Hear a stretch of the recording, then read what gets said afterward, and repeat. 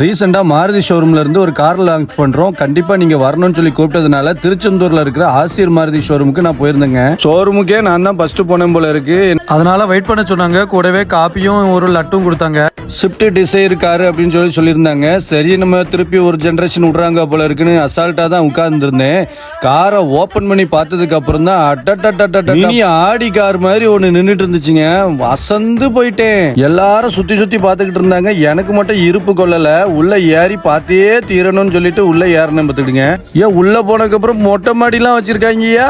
தமா துண்டு செடான் கார்ல மொட்டை மாடிலாம் வச்சது இந்த கார் தான் நினைக்கிறேன்.